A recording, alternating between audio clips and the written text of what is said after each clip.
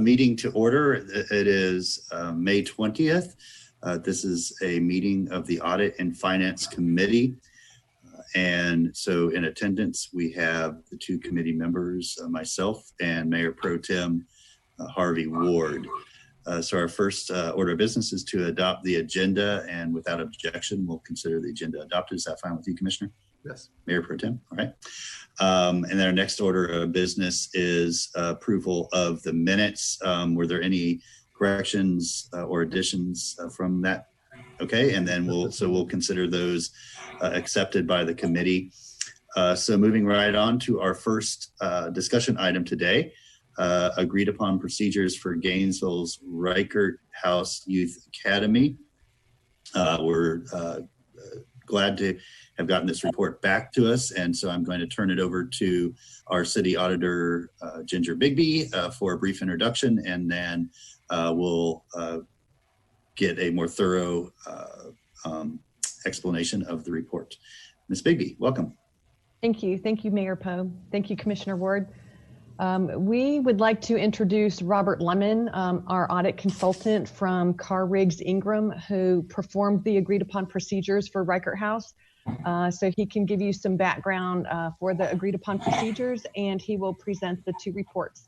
And then we also have on hand management who can give, who would like to give a status update of their operational audit with James Moore. So with no further ado, Rob, it's all yours. Thank you very much, Ginger. Thank you. Thank you for having me. Very pleased to be here today to present the two reports. First one I'll go through is for Reichert House Inc. and the second one I'll go through is for Palm Breeze Youth Services. Before I dive in, please bear with me. I'm going to try screen sharing on Zoom for the first time here in just a second. So apologies if it takes me a couple of moments to get the technology. Proper introduction of myself. My name is Robert Lemon. I'm an audit partner in the Gainesville office and have worked with the city in the past on the audit. Did this agreed upon procedures as well.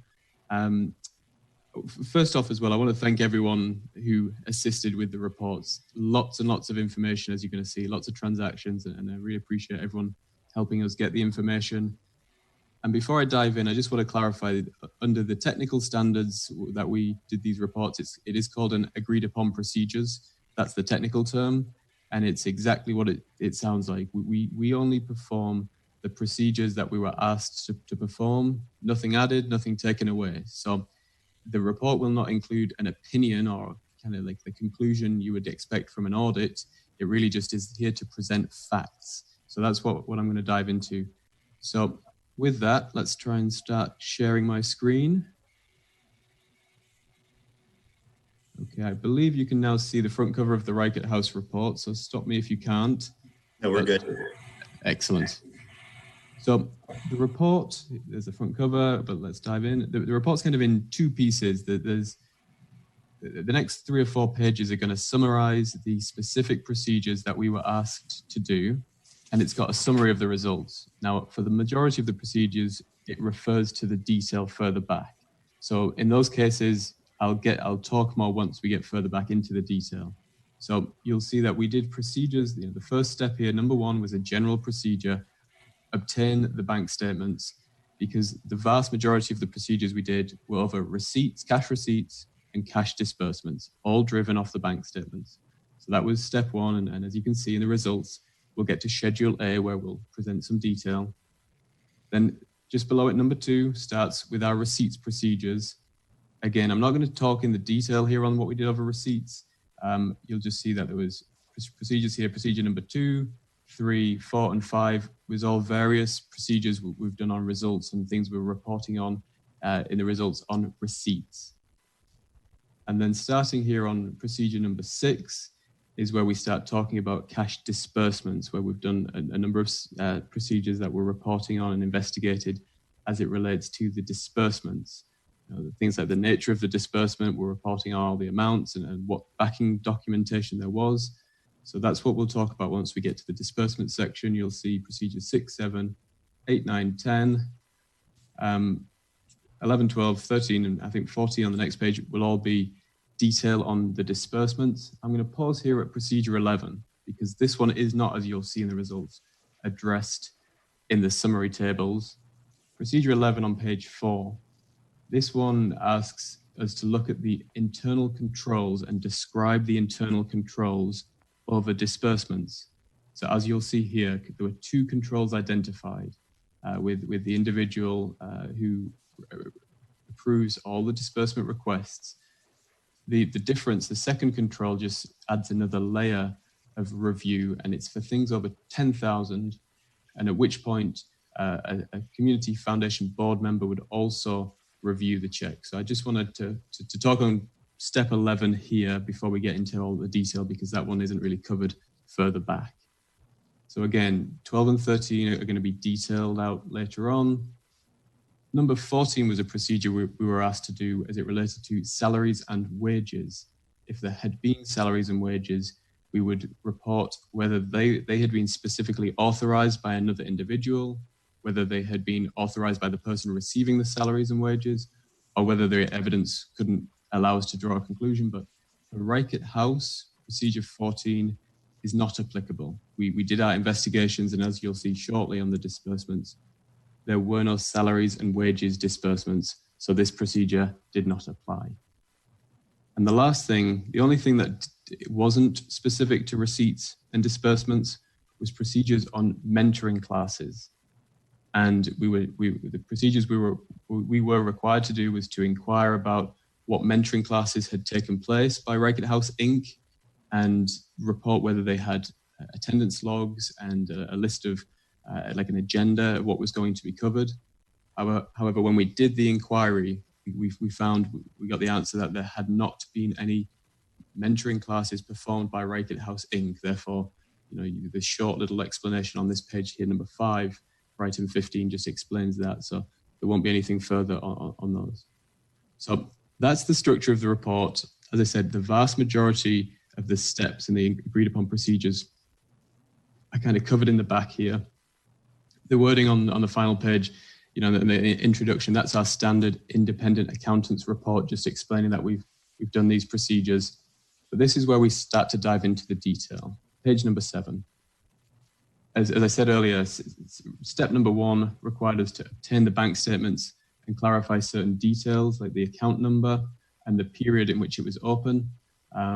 So here's what we found. We did obtain the bank statements, and we've noted here that the name on the account is Community Foundation of North Central Florida. This is the Reichert House Inc. account.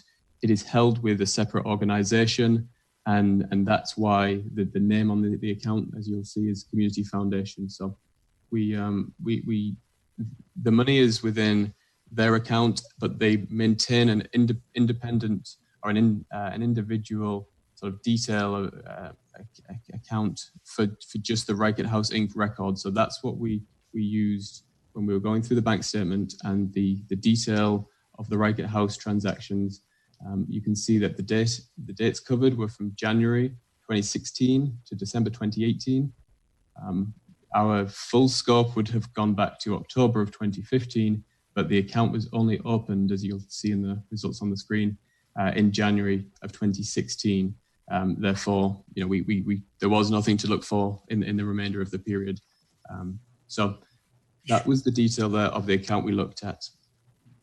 We then used that account detail to look at every receipt and every disbursement and do our procedures. And here's the receipts procedures. And as we described there, to summarize, we've got 3 summaries of the results. Item 3, from results 3, 4, and 5 here on one page. And then I'll just click down and click back up.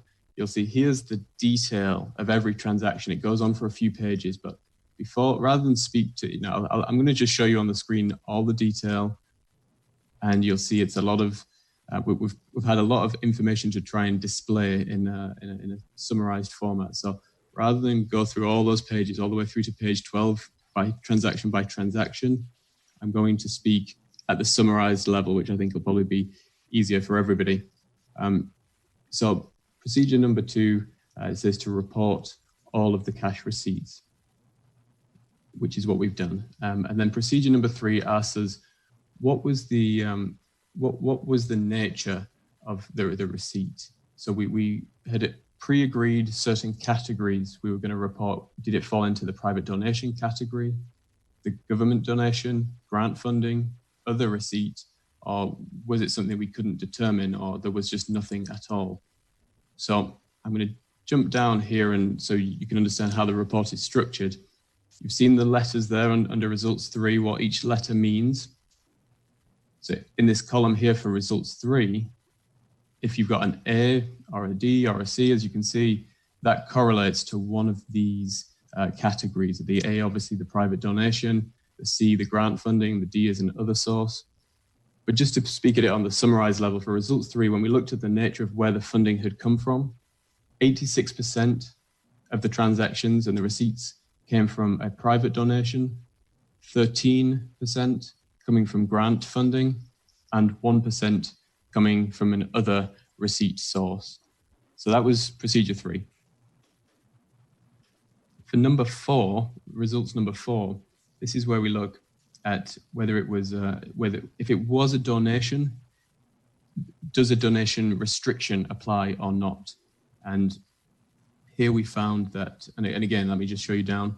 So we're talking about this column here, this results number 4 column. You've got an A or a B, and that corresponds with A's being that a restriction does apply, and a B is one where the money was given to be used however the entity felt best without a restriction. And to summarize the results here, 12% of the receipts had restrictions, and 88% did not have restrictions based on the documentation we had. And the last thing to speak on for receipts here is number 5. So here, if there was a non-private donation versus a private donation, we did include the names of the non-private entity. So you'll see here again, column number 5, didn't have a name here because it was a private donor. And then further down, like the third one, the United Way, we did have the name because it's not a private donor. So we summarized the ratio of non-private to private donations. 14% of the receipts were from non-private and 86 were from private. So that's what we have on the receipts. Again, there's a lot of transactions here. If you want to pick up on any one transaction, there's a good chance I will not know every bit of detail behind it, because I certainly don't know every transaction. But those were the receipts that we investigated and looked at the support for. And that brings me to disbursements. Similar structure here in the report. You'll see the results summary on page 13. That's where we start with the summaries. Again, I'm just going to click forward a couple of pages to show you. There's page 14 is also got some summaries. Page 15, 16 onwards, there's a very large, long list here of the individual transactions. But I'm going to speak at the summary level. So starting on page 13. Step 6 simply asked us to list out all the transactions which you've seen we've done just on the next few pages. Step 7, excuse me, that asks about whether there was a relationship with the payee, person getting the disbursement, and the city or Reigate House. So that's what we've listed out I'll jump down again. Column 6 lists the payee, and then column 7, or results number 7 here, lists the relationship. But again, I'm going to speak at the summary level. We did not find any disbursements to city employees. Actually, 81% of the disbursements were to the custodian of the funds. 14% were to grantees, and there was 5% to vendors. Now that 81%, let me just speak to that momentarily. That the custodian of the funds being Community Foundation, who are, as I said earlier, managing the account. 81% is based on the number of transactions, not necessarily the size of the transactions. So the majority, 81% sounds like such a lot, but it's regular. You'll see there's a lot of regular management fees going out. The first one, $48, second one there, $26. it's the recurring management fees. So that's why, and you can see all the detail of every transaction here, but that's why you see such a high percentage there in terms of number of disbursements going to the custodian. Results number 8. This is where we look at disbursements that we identified. And we say, what type of supporting documentation did we receive? I'll show you one more time. Results number 8, you can see here what we have: management fee schedule, investment fee schedules, contracts, etc. So let me just take us back to the summary. We found that 69% we had supporting documentation from a management fee schedule, and then 12% from the investment management fee schedule. Then we had 13% where we had some kind of internal notes recorded in their system, which was evidencing a verbal request or an email request that had come in.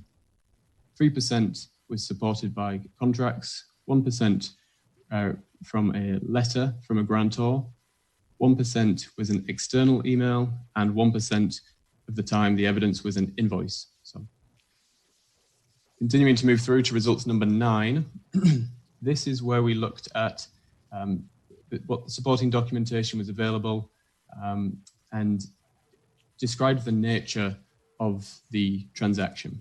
Now, you'll see we've got, we at the start of the procedures, we laid out categories A through I of possible sources. You'll see from the summary table, 100% fell into the other disbursement category. Obviously, when the agreed upon procedures were requested and Carlos asked for certain types of expenses to be included, we obviously didn't guess the right ones that we were going to see. So it all ended up in the other disbursement category because it did not fall into salaries and wages, which would have been a letter A, utilities, which would have been B, facilities, and so on, which was C. Again, you can all read, obviously, page 14 there, what the different categories were, but the conclusion is they actually all fell into the other disbursement category.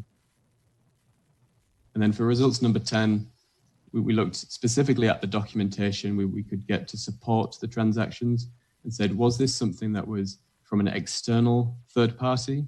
Was it something internally generated? Or was it merely a verbal explanation? For 6% of the disbursements, we had an external piece of support. For 94%, we had something that had been internally generated. And then there were none where it was nothing more than verbal. We didn't have anything where we just had to take a verbal answer. So again, I'll kind of show you again. I think you're probably getting familiar with the structure now of the report, how these columns work. And you know, the letters obviously relate to the different categories defined above. So again, I'm going to move through from pages 15, 16, 17, on through to the next subcategory. The next section is still going to be talking about disbursements, and it's just, we looked at it from another perspective. So for all the disbursements identified, for results number 12, where I'm at here on page 23, you remember we talked about those controls earlier where we said there's 2 different types of controls. We took a look and said, were those controls operating for every disbursement we looked at, every disbursement coming out the bank? And the good news is, you can see results number 12 says 100% of the time, the control that was described above earlier on was, we saw evidence that it had operated as designed. So again, I'll just show you the list of transactions. Here, results number 12, you can see it's going to be all A's in this column, because as the results show here on the summary, that's what we found. It was all evidence was obtained that the control had been performed. And then at results 13, my last one, for everything, for all the transactions, for all those disbursements, we determined whether, if it was a check, whether they had been approved by an authorized signatory. So we had obtained evidence of who the authorized signatories were, and then we assessed, was this a check, and if so, was it authorized by the right person? 17% of the time, it was a check that had been approved by an authorized person. 0% of the time was a check not approved by an authorized person. And then we had 83%, which was not applicable because it wasn't a check. But so really, you could slice that either way. You could call it 100% of checks were approved correctly. And that's what you'll see here in column results 13. A lot of C's because it was not a check. But then when you see here, you got an A there. That was a check that had been approved properly. And I'm going to click through here to kind of bring us to a close on this first report, because there's just, as you can see, lots and lots of transactions that we went through. I think hopefully, and I'm all the way to page 28, which is the last page now, hopefully that makes sense of how we've tried to summarize and present this information. It's a lot of data to present, so hopefully that now gives you an understanding of what you're looking at. And that's where I'll draw it to a close for the Reichert House Inc. report. And I'll pause there for just 2 seconds before jumping to Palm Breeze. So jump in if there's a question on Reichert House Inc. All right, thank you, Rob, for that so far. Mayor Pro Tem, do you have any questions right now? I do have a question. So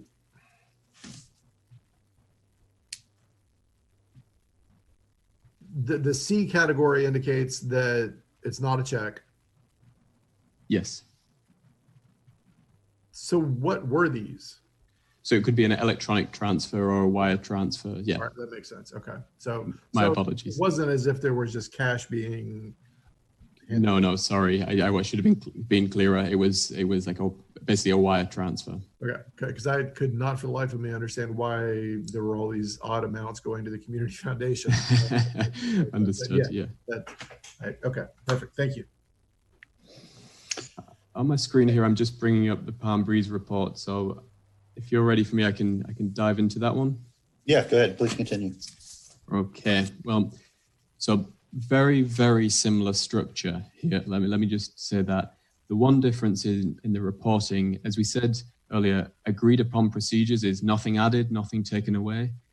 The procedures as written for Palm Breeze didn't have the inclusion of the summary tables. So you won't see that in the report, but I know, Ginger has all the information. I believe has all been provided, all the tables to be able to summarize things. And I will speak verbally to the summary, but the rules are so strict that I couldn't put it in the report because it wasn't agreed upon to be in that format with the summary. So you will not see the summaries, but I will speak in summaries if that makes any kind of sense. But again, we've covered the period October 1, 2015 through December 31st, 2018. Again, the report looks similar. Here's our independent accountant's report, and I will speak to the procedures where I don't have a schedule in the back with more detail. So I'm going to say again, we've got the general procedures talking about the account. We'll talk about that when we get to Schedule A. We've got some receipts procedures here. Schedule B will cover those for all of the receipts. Cash disbursements here for procedures 6, 7, and 8 on page 2. That's all going to be covered when we get to Schedule C. And then also 9 and 10, we will get to Schedule C and give you the detail. That's on page 3 there. Item 11 here, we talked earlier about controls, and for Reichert House Inc., we were able to identify a control. Now, we did not get an established control here on the Palm Breeze side. Therefore, that also means that procedure, which is what we put here next to procedure 11, but that does mean that procedure 12, where we tested was the control effective, is not applicable because the control was not established. Therefore, we couldn't test whether it was happening or not. Procedure 13 as well, this looks at the authorized signatories, which we talked about earlier. Now, unfortunately for procedure 13, because the account was closed, we were not able to get the list from the bank of authorized signatories. Therefore, this procedure could not be completed either. And similarly on the mentoring classes, we did the inquiries that we were asked to do to establish what mentoring classes had taken place. We found in the results, you'll see that Palm Breeze Youth Services had not performed any mentoring classes. Therefore, there were no procedures, nothing further to investigate for item 15 there. So with that, I'm going to dive into our schedules here. Schedule A just lists out the two, the bank accounts. You'll see what happened during the period was the bank changed names. The account did not change. You'll see the account number is exactly the same, but Harbour Community Bank became Centre State Bank, and that's why you see two accounts listed here. It was purely the bank changing names, but we got the statements for all that period. Harbour Community Bank that account was established in November of 2017, so that was as far back as we could go. And then from May 2018 through to the end of December 2018, that's when it was under the Centre State Bank name. So that's just the breakout of the accounts, explaining what we actually looked at. But yeah, we got those statements and we went through, listed out all the receipts, and again, doing very similar procedures. Now, like I said, we don't have the summary tables because the report format did not allow it for this one. It wasn't in the agreed upon steps. But again, for results number 3, where we look at the nature of the receipts, the 6 categories we have here: private donation, government donation, grant funding, and other receipts, or could not be determined, or nothing, no evidence at all to even make that decision. They're all listed here with the letters, and I can tell you that we found that 26% were private donations, 7% government donations, 30% was grant funding, 22% was an other receipt, didn't fall into any of those categories. And for 15%, we were not able to kind of draw a conclusion and determine the exact recipient, the exact nature of where the receipt had come from. And then for results number 4, this is the one where we look, are there donor restrictions? And we found that there were 22% where a donor restriction did apply. That's the letter A, so all the A's here account for 22% of the receipts. The letter B is where it did not have a donor restriction. That's 59% of the transactions that were letter B, so no restriction. And letter C, where we couldn't draw that conclusion, was for 19% of the receipts. So again, I don't intend to troll you through every transaction. Just to show you, I mean, shorter list here on the receipts, just covering 2 pages. And that's all the receipts for that period, and that's the information. On the disbursement side, again, no summaries in the report, but we do. I'll speak in summaries. For step 7, where we look at the relationship of the payee, the person receiving, or the entity receiving the disbursement, we looked at it again, and there weren't defined categories. I'll show you what it looks like in the report. So you can see the results 7 here, payee relationship. We described it, not based on specific categories, but just on appropriate descriptions. And I've summarized it as follows. We have 27% of the disbursements went to contractors, 33% to vendors, 18% to employees, 11% to a lessor who leases an apartment, who is the lessor of an apartment, 5% to a national association, and then there was 6% what I've called miscellaneous, that covers various other small categories. So that was for the relationship on results number 7. Looking at results 8, from procedure 8, where we look at what kind of documentation and support did we get? Was it an invoice or a receipt or what have you? Again, looking at column 8 here, there weren't defined categories, so I've summarized them as follows.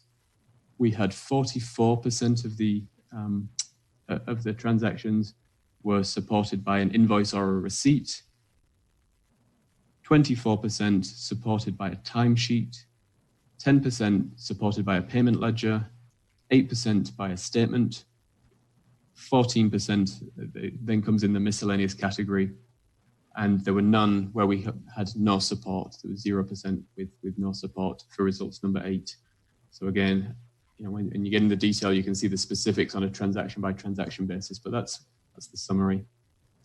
For number 9, this is where we look at the nature of the actual disbursement. You can see this prescribed categories again. Was it salaries? Was it utilities, facilities, etc.?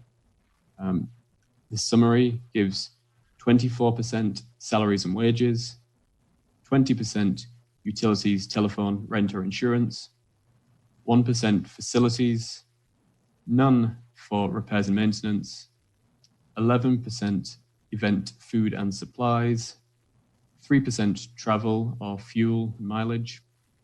It was 23% as a cash withdrawal, 18% in the other category, and then for none, we concluded we could not be determined. That's 0%. And then results number 10, that asks us to look at where the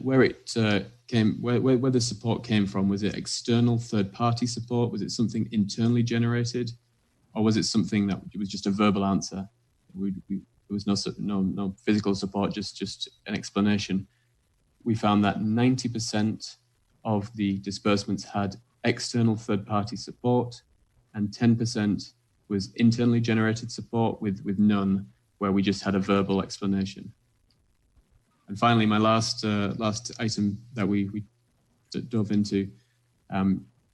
So this was where we talk about authorization for salaries. You know, we looked earlier on and said, if it's a salary payment, did the person receiving the salary authorize it themselves, or was it someone else, or could we not establish? And for 100% of the instances for results 14, it was always authorized by someone other than the recipient. So just to show you what that looks like, obviously these not applicables didn't factor in, but for any of the things that were salaries, we always found that it was this letter A, which is, as I said, authorized by someone other than the recipient. So I apologize, there's a heck of a lot of detail and a lot of data in there, and I hope that made some kind of sense. Again, I won't dive into every transaction. I'm gonna pause there and see if there are any questions on what I've been through. Thank you. First of all, don't apologize. It's we asked for, so we appreciate you providing that to us. Commissioner Ward, turn it over to you to see if you have any questions. No? Okay, I do have a question. Just on the last page you were on. Yeah, so as far as disbursements go, when it says cash withdrawal, was there any ability to then tell what happened with the funds once there was a cash withdrawal? So there was not. Let me get into the individual transactions and just make sure I get you the right one or two examples. So it's 9G. So actually, yes, there was. We were able to then, dig down basically and see. So you'll see, for example, here when we had a withdrawal, we found it went to an employee, and there were invoices supporting that. Here another one where we found there were inter-office communications requesting that specific nature of that specific receipt. So yes, we were able to see more than just, and here's some more, it was cash came out for the locksmith. So yes, the short answer, I think in all cases, we were able to find out what the cash was withdrawn for and then test that underlying transaction. Okay, thank you for that. Got some thoughts about that, but I'll reserve those for a few moments anyway. Rob, did you have anything else at this time? Nothing more from me. Okay, very good. Thank you. Stand by in case there's any further questions, but I'll turn back to Ms. Bigby for any thoughts, observations, or sort of follow-up questions that you might have. Thank you, Mayor Pro, Commissioner Ward, and thank you, Rob. We do have some open audit issues from the entire Reichert House project that was completed in 2019. No audit issue follow-up for these agreed upon procedures. However, we're holding on that because management has engaged a consultant to work on this project. And if it's okay, I'd like to turn it over to Deborah Bowie to introduce their consultant and give us an update. Fantastic. Ms. Bowie, welcome. Thank you. Can you guys hear me pretty well? really two, well. Okay, good. I have two devices, so make sure I'm heard. I'll be brief because, as you all may remember, we made a decision last year to engage James Moore. They are CPAs, but our interest was to run a concurrent look into the Reichert House operations, mostly from an operational standpoint. What are the improvements we could make? How could this information better inform management? So Katie Davis is here and prepared to give a very high-level overview from her engagement with us from the very beginning to where she is right now. You may remember Katie gave a preliminary presentation before the commission last year, and we're just grateful that she's been with us on this project and look forward to having some successful operational changes to make Reichert House a better asset for the city. Katie, with that, I will turn it over to you. Okay, thank you, Deborah, and good afternoon, everyone. So I am Katie Davis. I am a partner with James Moore and Company. We are a Florida-based CPA firm and advisory firm that's headquartered in Gainesville, and I am based out of our Gainesville office. My firm was hired to perform this engagement under consulting professional standards to identify improvements related to three areas. And if you keep those three areas in mind, we focus on governance structure, financial processes, and internal controls of the Reichert House on a forward-looking basis. So, our engagement is not an audit. It was not designed to detect errors, fraud, or theft, and it can't be relied on to disclose those matters. But what we are looking at is where do we see opportunities to make enhancements to further mitigate any risks going forward that would potentially lead to any types of errors, fraud, or theft. So we broke our engagement approach down into three phases. The first one being the discovery phase, which we began right around a year ago. And that included obtaining a basic understanding of those three areas: governance structure, financial processes, and internal controls of Reichert House. And we did accomplish that through one-on-one interviews with various stakeholders, including the supporting nonprofits of those of the Reichert House.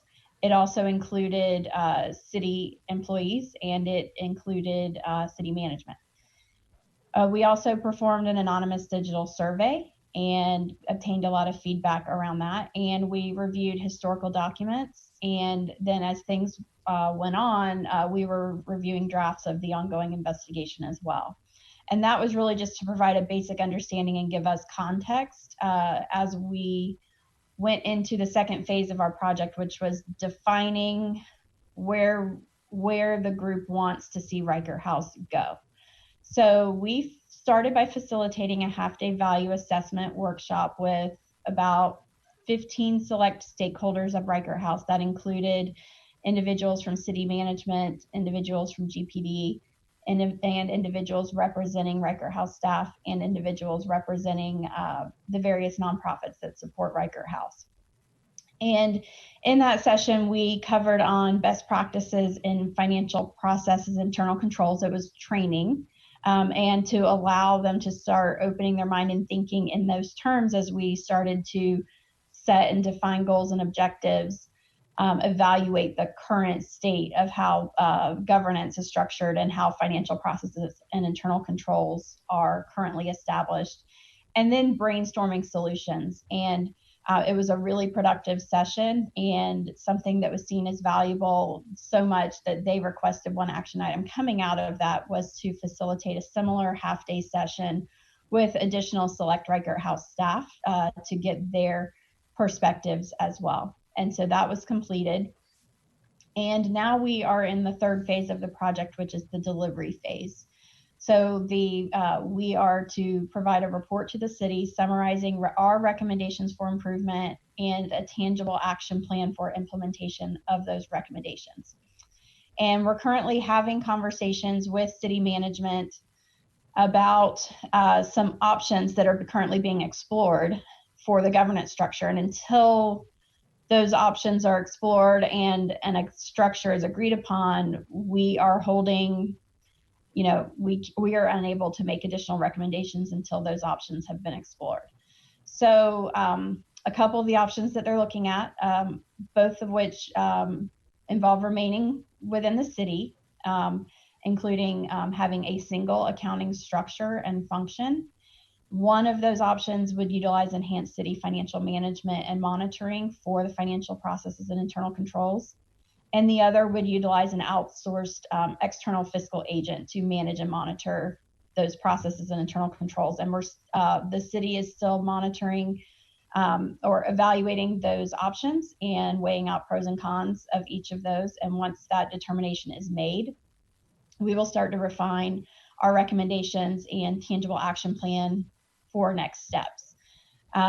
We plan to focus that on determining, any kind of legal and compliance requirements for the future governance structure, modifications to existing policies and procedures that would support that structure and ensure sound internal controls, and then of course adoption of those policies and procedures, involving the city auditor's office with help on follow-up in that area.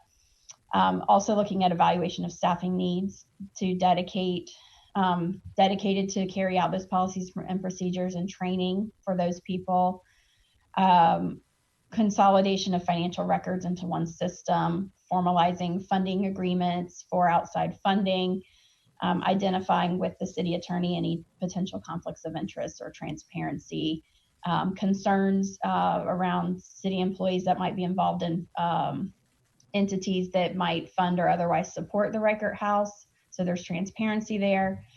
We would also recommend that they identify any non-financial risks outside of the scope of this project, because again, our project was focused on governance structure, financial processes, and internal controls. So there could potentially be some other non-financial operating compliance or reputational risks out there that should be assessed and managed and monitored.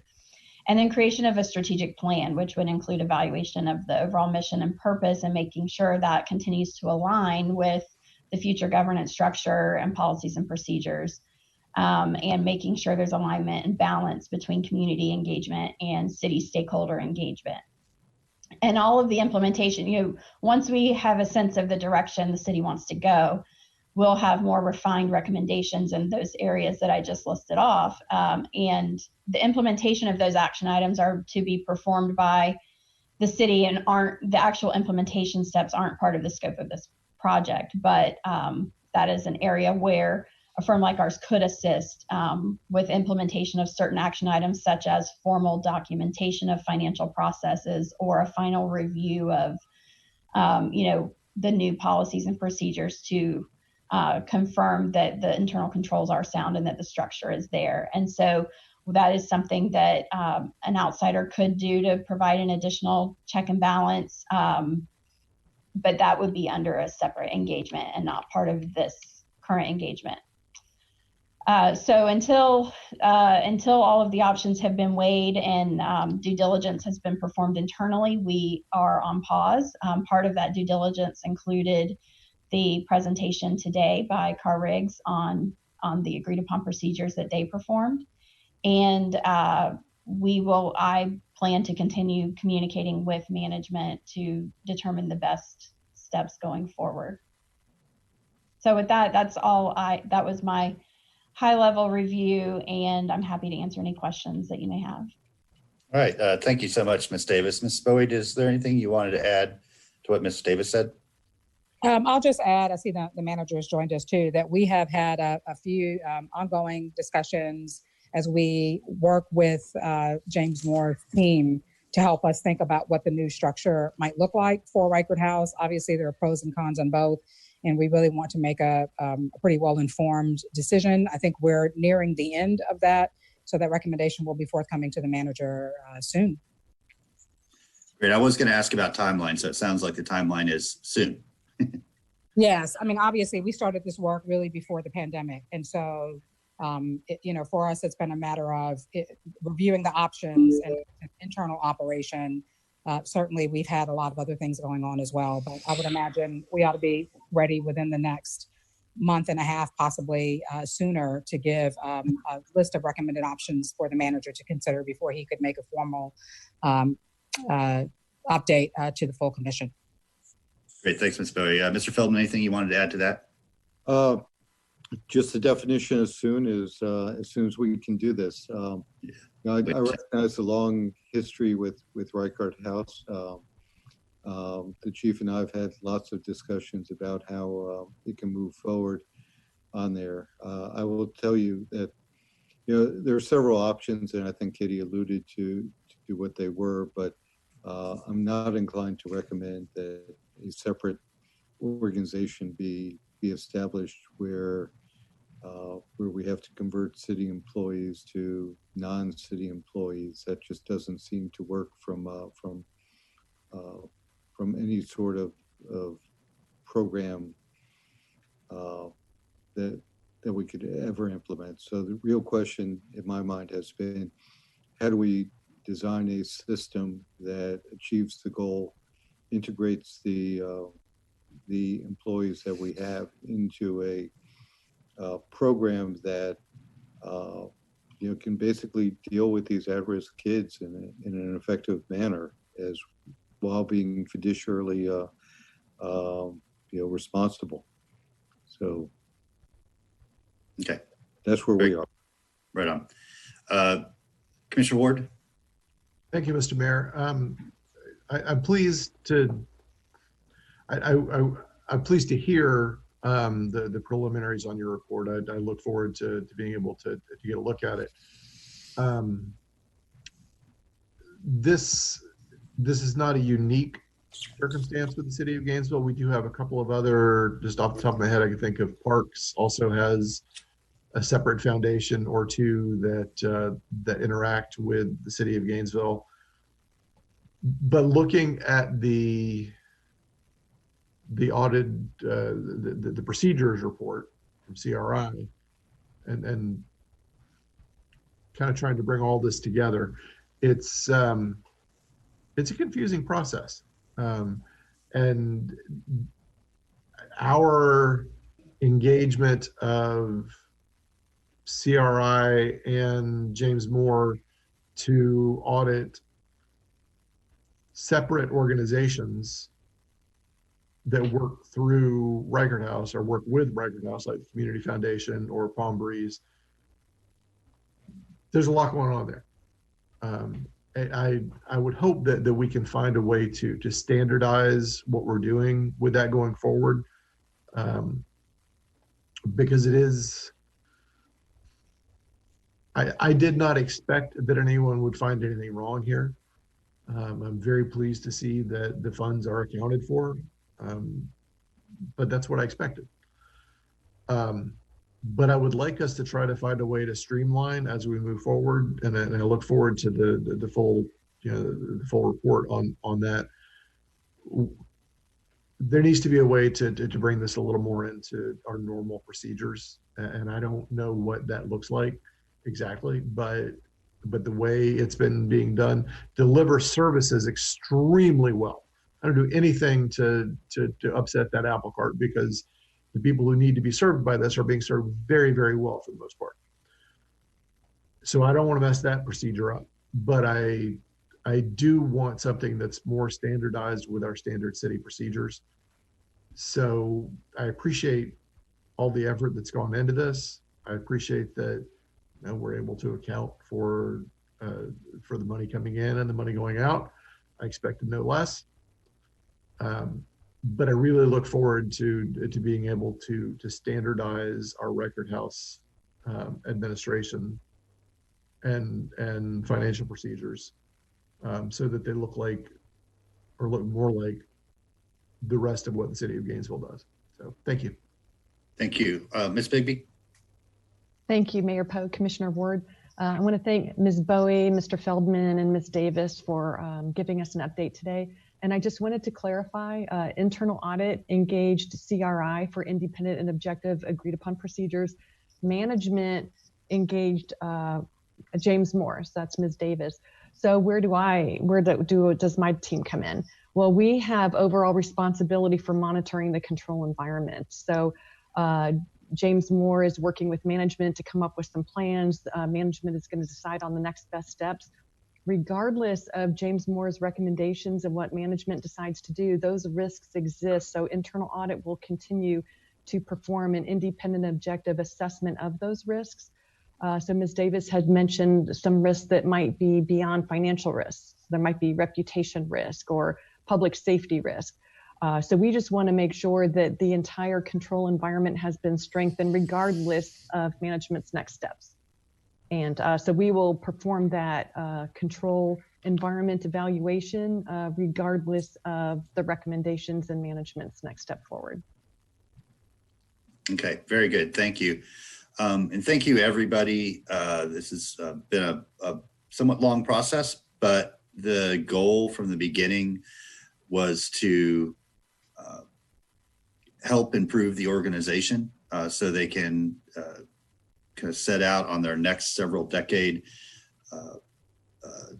adventure of helping people in our community that benefit so much from what the Reichert House is able to do. And so we've received some really good information today on how we can get there. So what I am inclined to do, and Commissioner Ward, let me know if you have any different ideas, is that we will ask that that both of these reports, as well as management recommendations, once they're finalized, be placed on a future city commission agenda at whatever point in time, A, they're ready, and B, we are meeting in person again. I think it's very important. This is a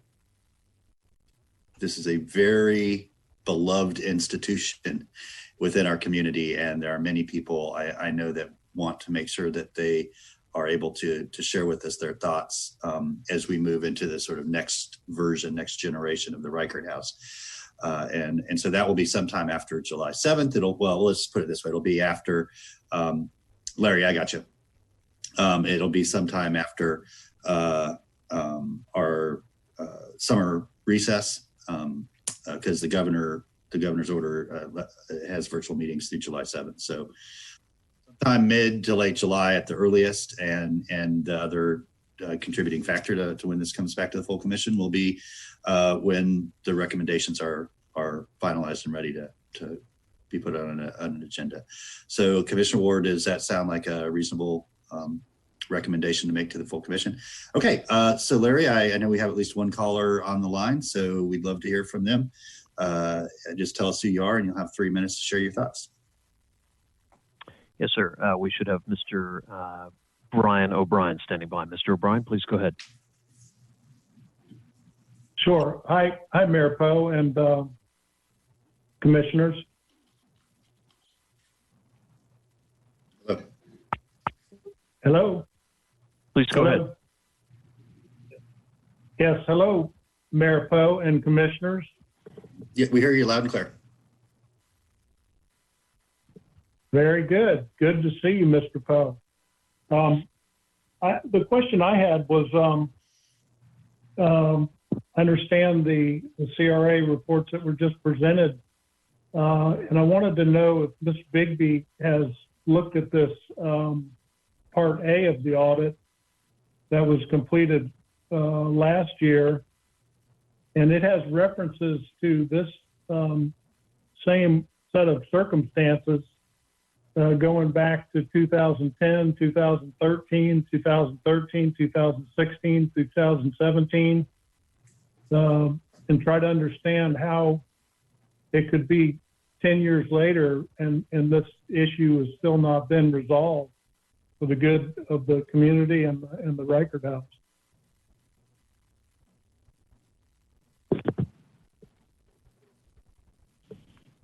Mr. O'Brien, do you have any other comments? No, that's my comment. This same set of circumstances. Mayor, that's all we have at the moment. Okay, very good. Ms. Bigby, did you want to respond to Mr. O'Brien's question? Sure, Mayor Poe, Commissioner Ward. I don't really have an answer to that, but I can tell you I believe the key focus is on go forward steps. What are we going to do now to improve the control environment? And management is taking all appropriate steps to do that. And we will continue monitoring until those controls are put in place. Okay, very good. Thank you for that response. So by affirmation from Commissioner Ward and I, we will place this on a future City Commission agenda. Oh, Larry, we have another caller. Yes, sir, Mayor. I apologize to cut you off there. Not a problem. We should have Mr. Donald Fields standing by. Mr. Fields, please go ahead. Hi, this is Donald Fields. I noticed that one of my main concern is that this stuff get captured for the future. It sounds like there is progress being made in setting up the proper procedures and structures. But my issue is that should be captured. And so my comment is maybe directed more to Mrs. Bixby, and it sounds like that she is doing this. But you know, to have 10 years of possible errors, fraud, and theft is a systemic issue that it was not taken care of much longer ago. And I would like to see the systemic changes and procedures put into place so that this is unlikely to happen again until history is forgotten in some 100 years or so. Thank you. Thank you, Mr. Fields. It's a tall order, Ms. Bigby. History is forgotten, but we'll do our best. That's a fine goal to set out on. And so the recommendation from this committee is to place this on a future City Commission agenda once we are meeting in person again and once the management recommendations have been finalized. And so just for members of the public, that will be sometime in at the earliest mid to late June and possibly a little bit after, depending on, we're going to have some full agendas as well once we start meeting in person again. Chief Jones, did you have a comment you wanted to make? Yes, I do. And first of all,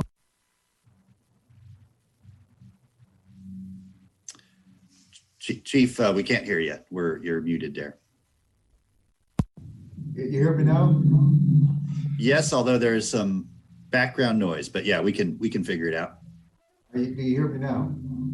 We can hear you.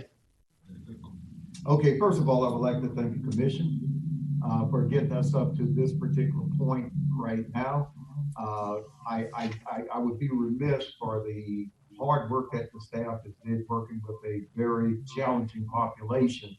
Yeah, there were some errors or whatever, but one thing I think this report uncovered was that there were no fraud and no theft, and all the funds were accounted for. I think that would be a misstep if I didn't say anything to the staff who works hard with these children on a daily basis. Thank you, Chief.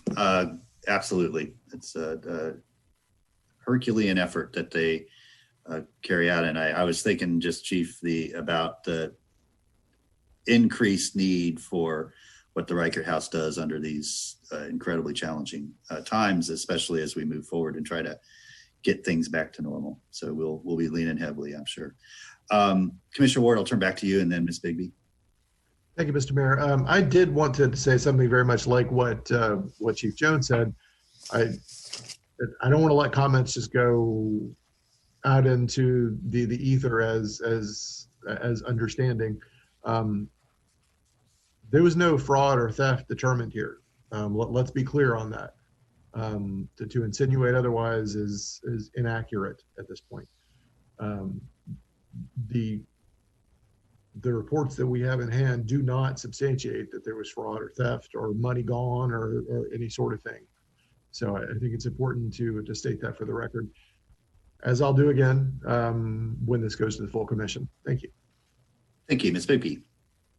Thank you. Mayor Poe, Commissioner Ward, I did want to reiterate also that control weaknesses, you could have controls missing, weak controls, but it does not suggest fraud. What it does increase the risk of fraud, but as Commissioner Ward said, no fraud was found in the work that's been done to date. Yes, whenever you preface that with the word possible, it lets you off the hook for actually having to prove it. But yeah, that's what I was actually really relieved and impressed with the amount of documentation that came with the report on the procedures, and it validated so much of the hard work and generosity that's associated with the Reichert House. And so it's good to have that. It's great information to have, and that will help us develop even stronger controls as we move forward. So thank you, everybody, for that. All right, up next on our agenda, let me pull my agenda back up here, is the audit of the ERP, or Enterprise Resource Planning System.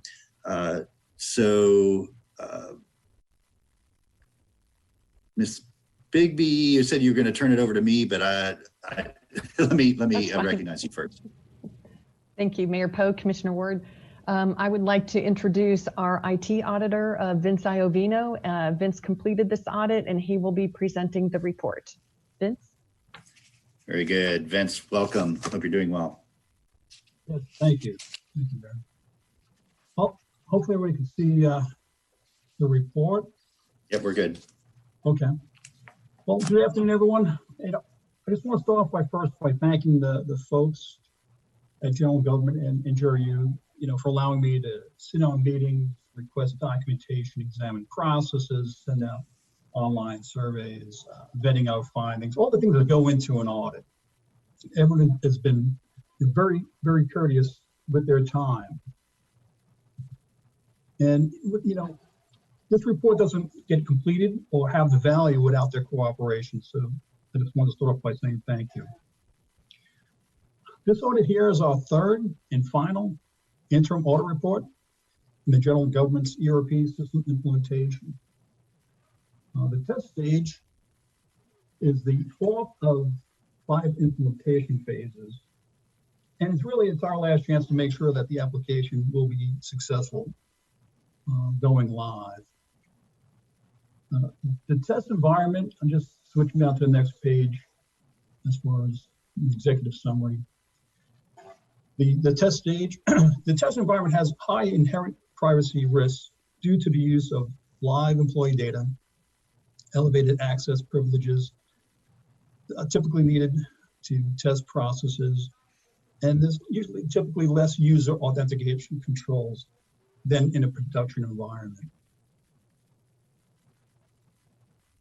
So just summarizing this part of the report, and as far as with our scope and methodology, our audit reports are based on our GRC approach.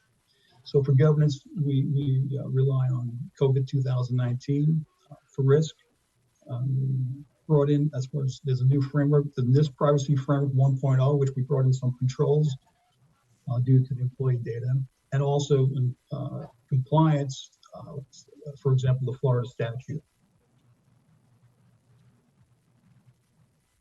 So as far as I'm going to scroll down to list of our observations, which is on page 13. Of course, now PDF kind of hung up on me, so just give me a second.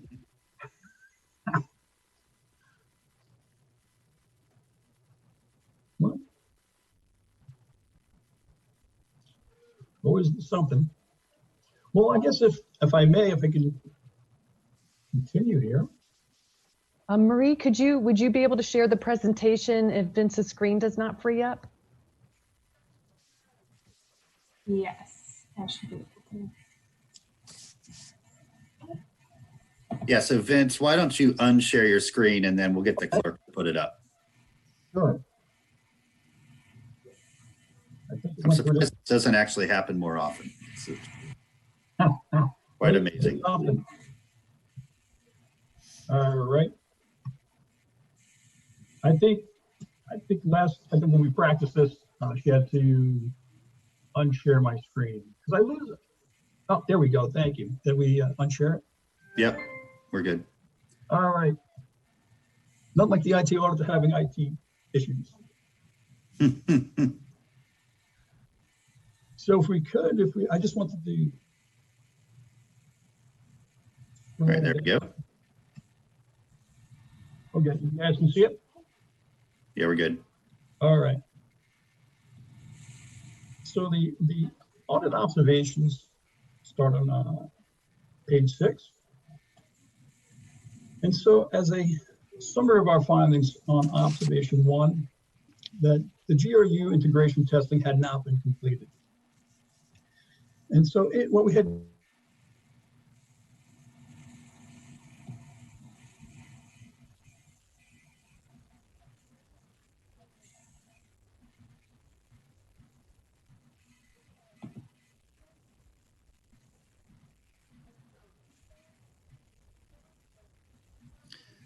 I think Vince is frozen here. Frozen.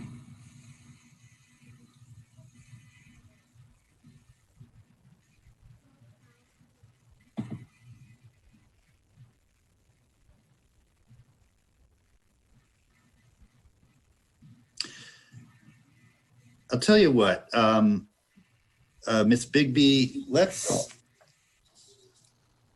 yeah, I think that Vince might need to sort of do the old log off, log back on.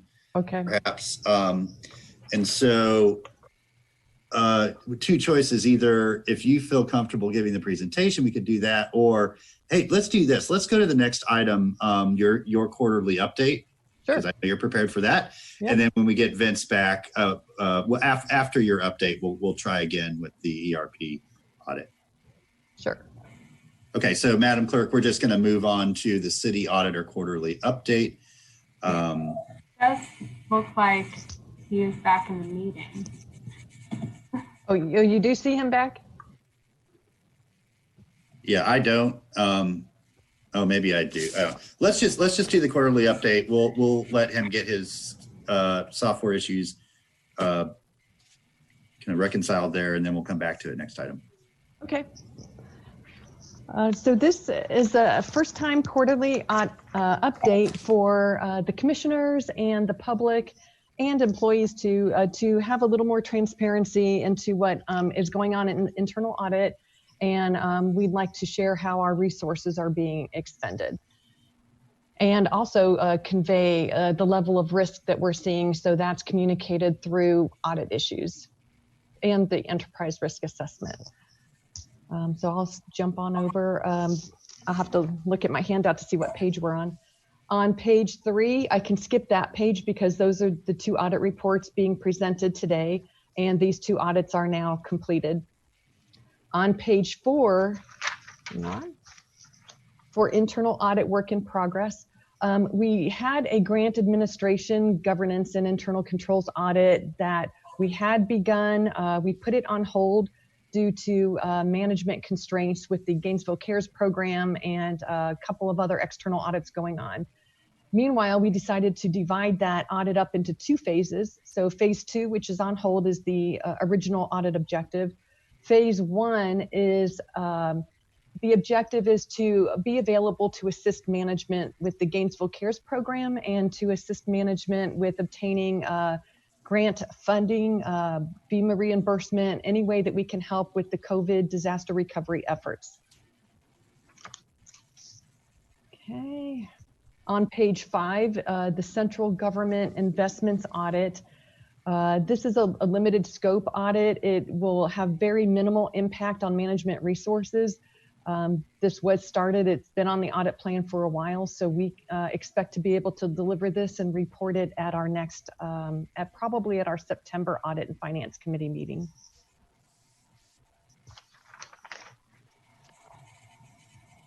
All right, on page 6, the review of cybersecurity governance and risk management. This initial cybersecurity review is still a high risk area. Management is interested in having us help them in this area. It won't be a deep dive because before you do a deep dive, you have to have your governance set up, you have to have your framework adopted and implemented, then you can do deeper dives. So this first pass will be a higher level review. Pre-planning means we haven't actually started management meetings in that yet, but based on management's availability, we should be able to get that going pretty soon. The citywide purchasing card review that had been begun is on hold. In addition, the Florida Auditor General decided to include this in their operational audit of the city, and we're not going to duplicate efforts, of course. So we are going to roll this out again next year after This is the her tablet time, not yours. Okay. after the ERP system has been implemented. And we're changing our objective a little bit. Once the ERP system is implemented, this program will take more of a continuous monitoring so that we're always reviewing 100% of all purchasing card transactions for throughout the year. So this should be much more efficient and add a lot of value for management in the go forward process. All right, on page 7, periodic monitoring. This is a program to monitor risks, such as what we discussed for the Reichert House follow-up, where there's not an audit ongoing, but management is either designing a new program or they're making changes to an existing program. And we monitor the progress, and the progress means that we're not monitoring it to see when is management going to get done. The monitoring is a risk-based monitoring program. So if management's developing a new policy or adopting a new framework, we can pose credible challenge to their assumptions and bring up risks that maybe they're not considering. And that's much more efficient to do that up front rather than to ding them in an audit a year later when then it's very expensive to go back and undo something and put in a new control.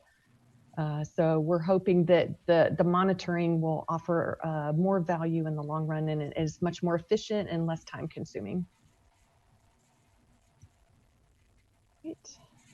On page 8 of your handout, this is just a snapshot of investigations that internal audit does. It's not citywide investigations. It's these are items that are reported to our office that are not handed off to EO or not handed off to HR, or that come in through the hotline.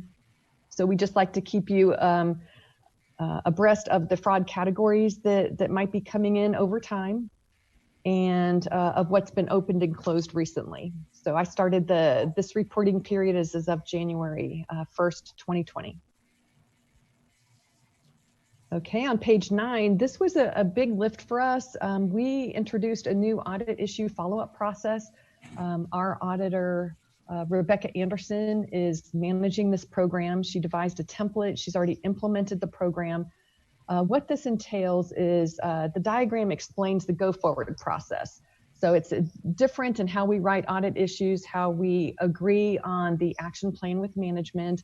We come up with a reasonable due date that management can reasonably meet based on the risk. So very high risk needs an accelerated remediation. You know, it all depends on the risk. And then a responsible party. That party might not be the person that's fixing the control, but they're accountable for the control being remediated. Then we report that status to you periodically. And then if management is really not making good progress, they haven't met their agreed upon due date, then we would bring that forth to the Audit and Finance Committee and say, this issue is past due, here's the responsible party, what are we going to do about this? That rarely should happen, so we hope that we won't have any of those for you. There's another problem with the second bulleted area here is all the prior audit issues. So as everybody is painfully aware, there are some audit issues that are 4 and 5, even older, 4 or 5 years old or older. So we are going back and methodically reassessing those audit issues. And that means what was the original risk that was described in the audit report. However, the current environment may have changed. So what is the current environment? Does that risk still exist? And then what is management doing to remediate that control? So that takes time. I am estimating it will take probably a year to get through all the backlogged issues. And meanwhile, we will have our new process being applied to all new audit issues starting today. Each time that we report a quarterly update to you, you will see a few more audit issues being closed. So within I think it took about a month. Within the first 4 weeks, we were able to close 4 older audit issues. There are 39 open audit issues, but we didn't add the 3 that are going to be added from the ERP report that is presented today. Also on this slide is the introduction of our risk conversation. Very simple, but we wanted to give it some buckets. We have very limited resources in the city, so we don't want to spend an equal amount of time addressing a low risk issue as addressing a high risk issue. So a low risk issue, if you didn't fix it, the roof is not going to fall in. So we wanted to use these definitions to bucket our risks. And for low risk items, we won't expect a management action plan because that's not a good use of anyone's resources. For moderate and high risk, we do want management action plans. We work through all of that during the vetting process, and then we will follow up accordingly on agreed upon due date. And just reiterating that we don't necessarily assign the risk without management input. So management should agree with us on what that risk bucket is. Okay. On this slide, let me get a number for you. This is slide 11. This is just a quick summary of other initiatives, our ongoing work. We take city commission and management referrals. If it's less than 8 hours, they're always, the ones that I've received are reasonable requests. And one request that we had for ERP, we actually incorporated the response into the audit report, which is the total project cost. If it's a bigger request that might require like 3 months worth of work, then we fit it into our audit plan and we align it with our assessment of risks and priorities. We are revising our quality control system within internal audit. We have to comply with professional standards, and those standards have been updated in 2018. So it's a pretty big lift to get all of those standards updated into all of our work papers and templates. So that program is in progress right now so that we can pass our next peer review. Our ongoing audit issue follow-up takes a certain amount of hours every year. Then we are also working on a collaborative project. We're proposing an integrated anti-fraud compliance and ethics program. So we don't know if this will be an efficient way to go forward, but we're discussing it now. And we have our next meeting in June to discuss that approach. And then our managing the fraud hotline is managed by our department. All right. And then on the next slide is page 12. This is just a quick snapshot of our current staffing. We have 3 full-time FTE and 3 open. Our temporary auditor is temporarily filling one of those openings. And then we'll try to get our 2 seniors on board. Longer term, when things are back to normal or there's a new normal, we'd like to bring back our student audit interns, and that would be 10 to 20 hours per week, most likely. All right, the status of external audits. There are currently on page 13, 4 external audits going on that are at least impacting the city in 2020. So I'll give you a snapshot of each of these. Internal audit has no control over these audit issues or the status of the audits, but we like to communicate with you what is going on with those audits. So the first one is the external financial statement audit for the general government. The external auditor is Purvis Gray and Company. The current fiscal year ending 2019 audit is in progress. For the completed 2018 audit, there were 5 audit findings. The first 3 were considered material findings. The second 2 were not. And those are just summarized here. I cannot do anything about those. Again, this is managed by Purvis Gray and Company. So here are the first 3, and here are the second 2. This slide on page,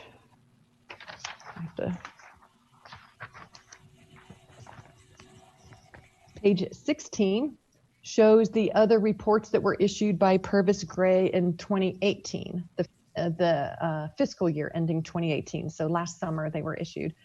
The current fiscal year 2019 is in progress. For these 5 reports that are listed here, there were no findings. So just wanted to show you that. On page 17 is the external financial statement audit of Gainesville Regional Utilities. The external auditor is Baker Tilly.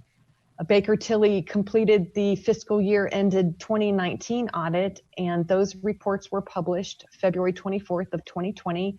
There were no material weaknesses, no findings. the next page, on page 18,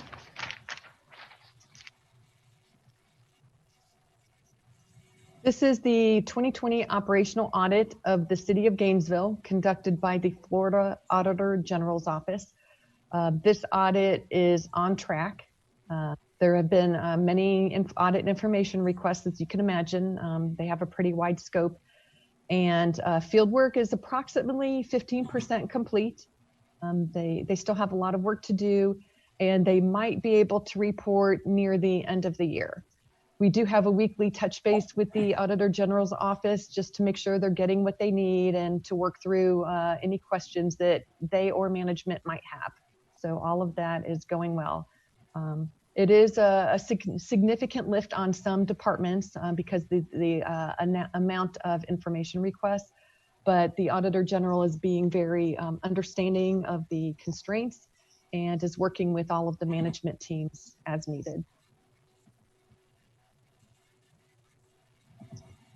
On page 19 is the 2020 Florida Retirement System Compliance Audit conducted by the Florida Office of Inspector General. They did receive a few items of information that management provided. Then management requested that they put this on hold temporarily because of the Gainesville Cares program and being impacted by 2 other audits. So the Florida Office of Inspector General graciously agreed to pick this back up in September, October. They'll just be making some requests to update their information, and at that time it shouldn't be too big of a request of management for them to complete this audit. All right, on page 20, this is just our last page. The next Audit and Finance Committee meeting is tentatively scheduled for June 19th. This is when the Purvis Gray financial statement reports for the general government should be presented. And then we also have our fraud, waste, and abuse hotline here. You can file complaints by calling, or you can file anonymously through the phone number or through the website. And I did want to, this is our thank you slide, but in our office staff. But the appendices, I wanted to point out, our audit plan is in Appendix A, and our open audit issue detail starts in Appendix B. All right, thank you very much for that update, Ms. Bigby. Commissioner Ward, did you have any questions about the auditor's update? Okay, Larry, did we have anybody on the phone? No, sir. We don't have any callers. Okay, thank you, Ms. Bigby. We'll ask that update just be forwarded to the regular city commission, put on consent for them to all see. And if they have any questions about anything on there, they can contact you. Okay, let's go back to Vince and look at the ERP audit update. Thank you. Let me try this again as far as sharing my screen. Hopefully you can see the report shortly. So where we left off was as far as observation 1. And it was during the testing of the GRU integration where there was overtime calculation were not aligning with the GRU charges to cost elements and days. And our recommendation was really simply, and this is what they've been working on, is to obtain approval and sign off from GRU regarding the payroll and timekeeping integration process testing between the ERP and SAP systems. The city management concurred, and they've created a document that outlines the requirements so both sides understand, general government and GRU, what's necessary. We also reached out to GRU operations for a management response, and we put their response listed in Appendix C. Next observation, let me scroll down here, observation 2. And that is, as of April 30th, it's still 172 of 2,806 scenarios had not been tested. So the concern here was just at the untested scenarios. just may adversely affect the ERP operations in ways that may be only identified after going live. So there's plenty of scenarios tested and successfully tested, but there was the 172. And so, you know, part of it was just that it was based on limited resources of testers. I mean, they have their jobs to do, also testing, and, you know, everyone has a lot on their plate. And so with that, the city, our recommendation was just ensure that all moderate and high risk scenarios impacting human resources, finance, risk management, workday security, and vendor processes be completed, reviewed, and verified.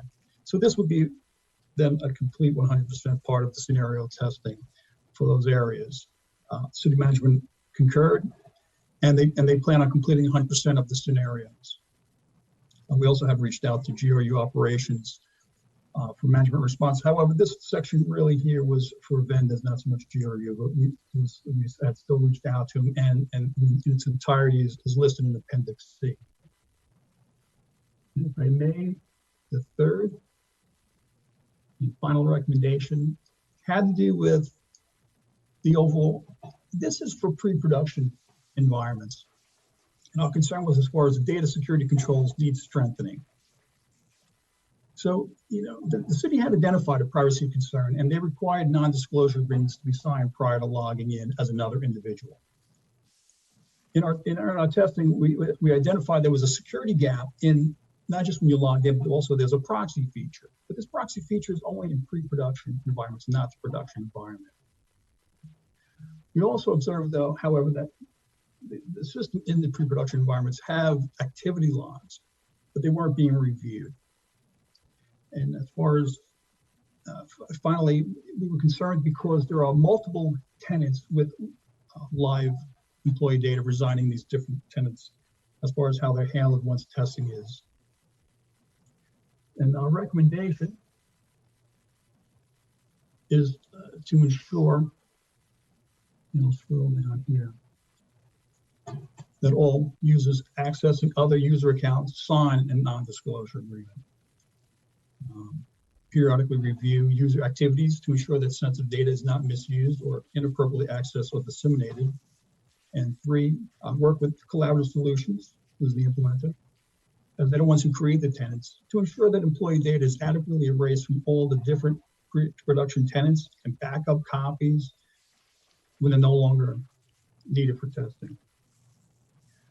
City management and the response concurred, and when we brought this up, they immediately tightened the security around the proxy feature. That was immediate. Going forward, city management said they will track user activities, and finally, you said that they will make a request to ensure that all data from any of the and all the Workday tenants are deleted appropriately when no longer needed for testing. And with that, I'll pass it back to the city auditor. Thank you.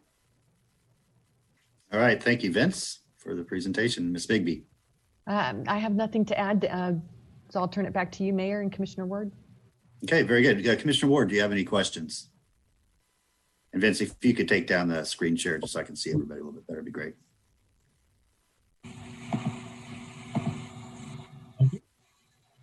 Okay, Commissioner Ward, did you have anything? I wasn't able to see you before. You're good. Okay, so we'll make a recommendation that this be forwarded to the full City Commission for their consideration. Larry, do we have anybody on the phone for this item? Mayor, we don't. We do have a caller that had meant to comment on the auditor's report that was just passed over. I didn't know whether you wanted to take that call at this time, but I didn't want you to. Yeah, absolutely. That'd be fine. That'd be fine. Go ahead. Okay. All right. We should have Brian O'Brien. Please, sir, go ahead.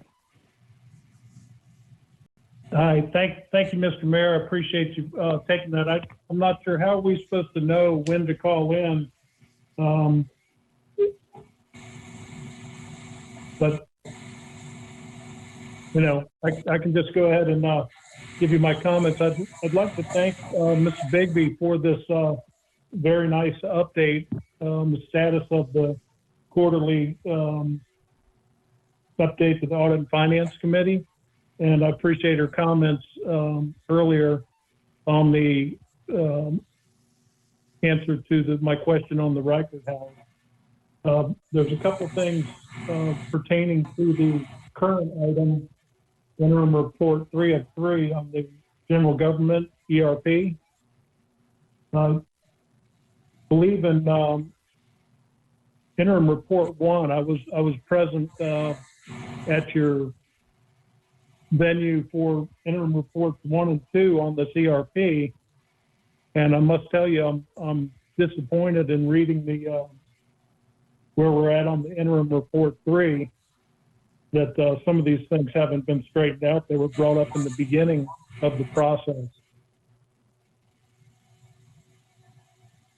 especially the failure to integrate this process and bring in all the charters to make sure that everybody had a seat at the table going in.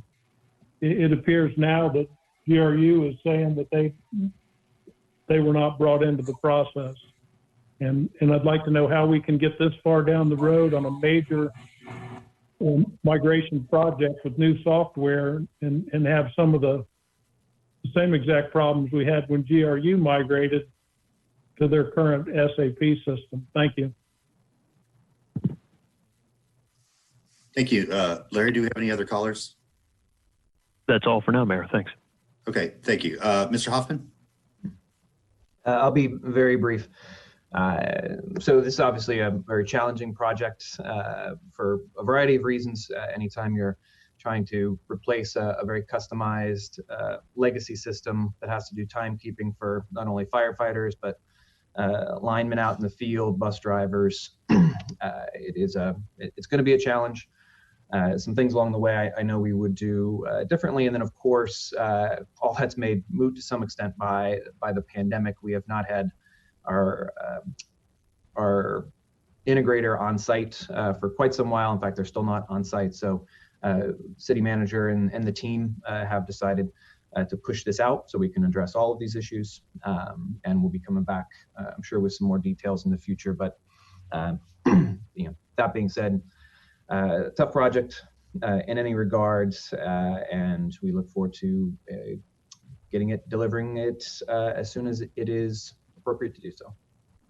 Yeah, thank you, Mr. Hoffman, Assistant City Manager. Yeah, I mean, I think the decision was made that this wanted to go live earlier, but the decision was made in an abundance of caution to push it out a little bit further to make sure that some of the issues, not all of the issues that were brought up by the report could be addressed, as well as some that weren't part of the auditor's report, but that were found and agreed upon by both general government and the IT team and folks over at GRU. So it puts us in a better place, and when it finally goes live, we'll be better off for it. Larry, I understand we have one more caller. Yes, sir, we do. Mr. Nathan Scott standing by on this item. Mr. Scott, please go ahead. Yes, thank you. Good afternoon, Mayor Poe, commissioners. I want to echo Mr. O'Brien's comments, the last caller. Again, we've been following this ERP implementation for quite some time. It just seems to be a lot of resources thrown at something, and year after year for a while we're spending a lot of money. GRU is spending a lot of money, and we don't see the tangible results. And I know Mr. I think Hoffman or whoever just spoke, and we hear excuses about it's a complicated legacy system. I understand and appreciate that, but I mean, if the city were focused on using resources effectively and focused on managing those limited resources to achieve a goal, we would have already been there by now, at least in my professional opinion. And that's where I'm critical of the city commission, and others are, and rightfully so, because again, you guys have your nose in everything but core city operations. And that's why we have these audit reports and these audit findings, fraud, theft, and waste, and it goes unmitigated because you guys can't be bothered by such rudimentary city functions. So I hope that this would get appropriate attention. I hope that we would quit spending millions of dollars and get a tangible product.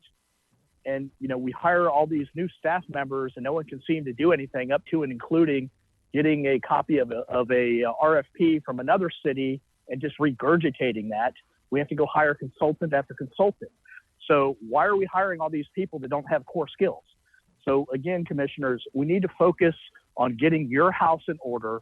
You work for the people of Gainesville, but you're more concerned with, you know, putting masks on people and mandating this and mandating that, but your core government function is broken. And Mr. Feldman, I hope you're listening, because again, this has been an ongoing issue and it needs to be fixed. So that's my concern, and I appreciate your time. I hate to be critical, but again, at the end of the day, you know, we've heard ERP for years now, spanning almost a decade. And I think that we, the taxpayers, are entitled to some tangible results. And if you as commissioners can't lead and fix the problem, then we need to elect people that are more diligent in having good governance. Thank you. Okay, Larry, any other people on the line? No, sir. Okay, very good. So back to our original action. Commissioner Ward will recommend this to the full commission for their consideration. Okay, we are running up against the clock. We do not, well, I'm probably the one that has the hard deadline. I've got a family obligation. I got to turn into a full-time father and for as close to it as we can. So let's try to go through these efficiently if we can. So up next, we have the GRU FY19 audited financial statements, reports, and auditors' communication.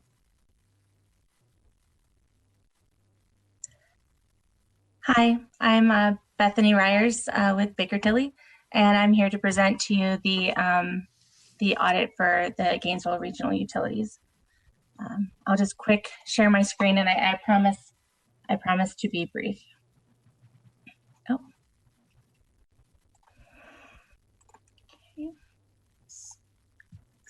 So I'm sorry, I think I just was added as a panelist. So yes, you can see me. Okay, so Claudia Rasnick, CFO for GRU. I wanted to officially introduce Bethany Ryers. She's the partner with Baker Tilly that manages the audit for the utility.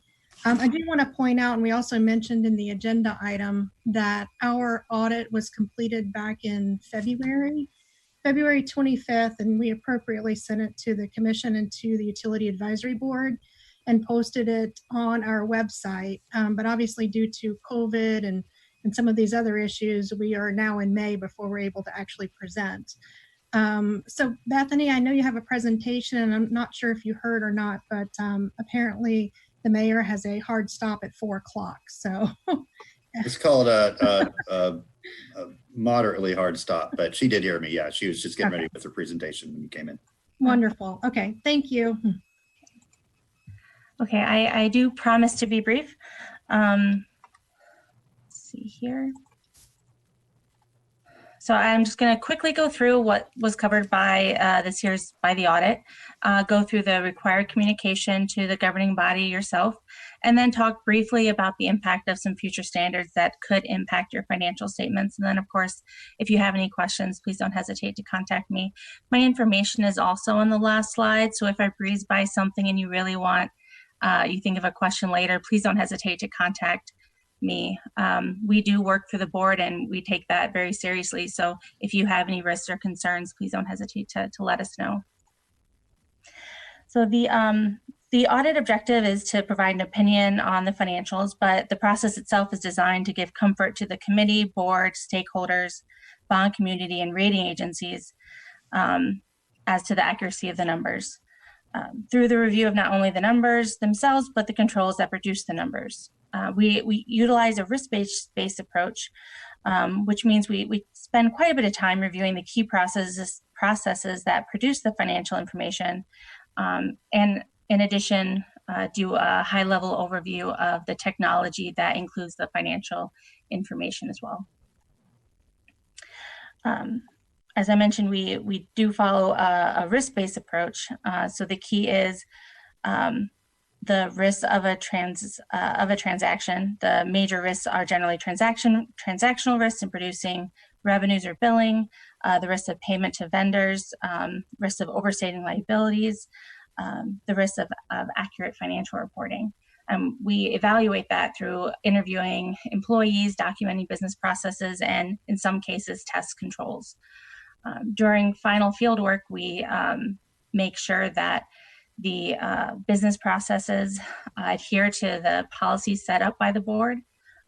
We spend a lot of time doing statistical sampling of account balances, independent confirmations related to cash and investments and derivatives, use of specialist reports for pensions and other post-employment benefits, and tracing a lot of information to source documents, invoices, contracts, anything to support the amounts that are included in the financial statements and to ensure that they are accounted for appropriately. We did review controls in these key transaction areas. The audit was performed in accordance with generally accepted accounting standards. The audit objective is that we provide reasonable assurance that the financial statements are free from material misstatement, and the financial statements of the utilities received an unmodified opinion, which is the highest level of assurance that we can provide as your auditors. There were no material weaknesses and no significant deficiencies that were noted as part of the audit in your control environment. And as I mentioned, we are required to review controls, and if we do find anything related to a material weakness or significant deficiency, we are required to communicate that to you.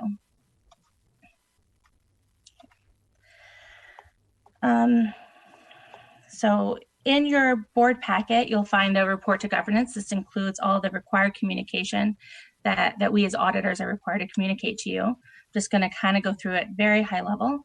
It mentions that we are independent with respect to the utilities in the city, that we, what our responsibility as your auditors and what the board's responsibility is as your auditors. You will note that there were a couple new accounting standards this year. I think that's been the case the last couple of years, but this year the utilities implemented GASB 88, which added some additional footnote disclosures for you, and also approved regulatory accounting treatment for the difference between depreciation expense and principal payments for the Deer Haven generating facility, which did involve a restatement in your financial statements. And that wasn't due to an error or anything, that was just adopting a new accounting policy. There were no audit adjustments noted as part of your financial statements, and no other items came to our attention as part of the audit. GASB's been incredibly busy lately, and since I provided these slides to the board, they implemented GASB's 94 and 95. 95 actually extended the effective dates of all of these standards that you see on the screen here by at least 12 months, with the exception of GASB 87, which was extended out 18 months. So all the dates that you have on the slide are wrong, just as an FYI. The biggest one coming up, of course, is leases, and I know there is a little blurb about it in your report to governance. And it could, the big key is that it involves a lot of planning in the front end to ensure that all your contracts that could potentially require lease accounting under the new standard are identified and properly accounted for, which I know the accounting department and management at the utilities is well apprised of and taking a look at. All right, that was my speed through presentation. As always, we do appreciate the help of the accounting team and finance at GRU. They're always very helpful and willing to answer all of our questions. I will say this is our third year, and every year gets more efficient. Every year we are able to turn it around faster, and it's because of all the due diligence and all the hard work done by everyone at the utilities. So we do appreciate that. Thank you very much, Ms. Ryers. Ms. Rasnick, did you have anything to add to that? I just wanted to thank Bethany as well. We're 3 years into working with Baker Tilly, and she's correct. It does get more efficient, and GASB has been quite busy, and being able to work with a firm that is flexible and able to answer our questions throughout the year is very, very good for the utility. So I just wanted to say thank you for that. And I wanted to say thank you to the staff that do all of the hard work for the audit process. It impacts the whole utility. It's not just the accounting department. So thank you for that.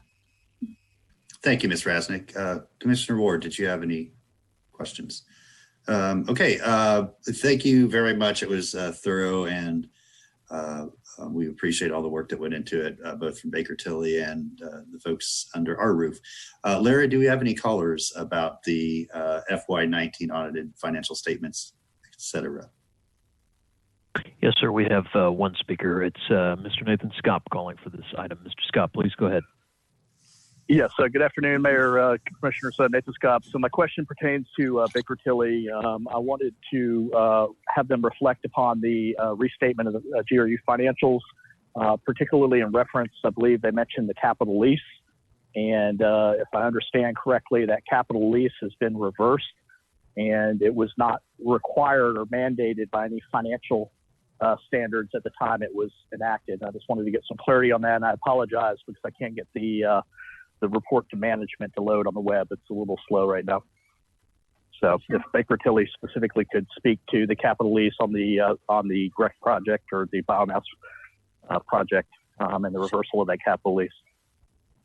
Sure. So in the current year, I guess the capital lease was reversed in the prior year. In the current year, what the utility did was implement GASB 62 for regulatory accounting. What that standard does is it allows the utility to record or report expenses to match how they recover those costs in their rates. So what they did was they said, well, what we include in our rates is the principal payments related to the debt. And of course, Claudia or Len can correct me if I'm wrong, to say that the principal payments related to the debt is what's included in your rates. But what's included in your expenses is depreciation expense, which doesn't match what your principal payments are. So what regulatory accounting allows you to do, what GASB allows you to do, is to take that difference and defer it on your balance sheet until the time that it reverses. Because it's really just a timing difference over the life of the project versus when you're paying a principal payment versus when you're recognizing depreciation expense. So it really is just a change in accounting policy and doesn't impact anything related to the original project that or the capital lease that was taken off last year. Okay. Ms. Rasnick, anything to add to that? No, I think Bethany said it perfectly. Thank you, Bethany. Okay, thank you. Thanks, Ms. Ryers. Okay, so I have no further questions. I'm just very appreciative that you got this before us and we can forward it to the full commission. So without objection, Commissioner Ward, we will request that this be placed on a future City Commission agenda. And that's it. With our acceptance, I guess you could say, acceptance of the report. Okay, very good. Our next item then is item 191225, GRU unaudited internally prepared financial statements for the period ending March 31. Ms. Rasnick? Yes, I believe Mark Benton was going to start these off, but I will go ahead. So the next three items are what you normally see on a quarterly basis. It's the financial statements, the budget to actuals, and the supplementary data. You obviously have copies of those documents in front of you. Do you have any questions on any of the three documents? I do not. Commissioner Ward? Commissioner Ward does not. Mr. Benton, I see you came in. Is there anything that you wanted to bring up? No, I think Claudia covered what I wanted to say. We have, obviously we have staff here ready to answer any questions you might have. We didn't have a presentation planned. Yeah, absolutely. Ms. Bigby? I had one question, Claudia, on page 13 of the interim financial statements unaudited. I was wondering if you could explain a little bit about the amounts to be recovered from future revenue. So Bethany actually just covered that. It's the same concept. Yes, ma'am. Okay, excellent. Thank you. That's the only question I had. Okay, good. So for any members of the public watching or listening, we're going to take comment on the final four items, which is the GRU unaudited internally prepared statements, the GRU internally prepared budget to actuals, the GRU internally prepared supplementary data, all of those for the period ending March 31. I'm sorry, the next three, and then we'll do general government separately. So the GRU financial statements, the budget to actual, and the supplementary data all ending the second quarter. Larry, anybody on the line? Yes, sir, Mayor. We do have one speaker, and it's Nathan Scott. Mr. Scott, please go ahead. Yes, good afternoon. So I guess you guys are subsuming this into one item. Again, I'm having problems because the documents won't load from your site server on the Legistar for some reason. And I've got pretty good Wi-Fi coverage here. I'm disappointed I'm not able to view the documents. So I'll do my best. But my question pertains to GRU's current policy and revenue management and the GRU policy of waiving late fees and allowing bills to, to not be paid during the COVID crisis, understandably so. But what is the current balance of uncollectible amounts or past due amounts as of May 1st or April 30th? I mean, I think that would be a good number. I was looking for the number based upon March 31st and the results, but again, the documents won't load.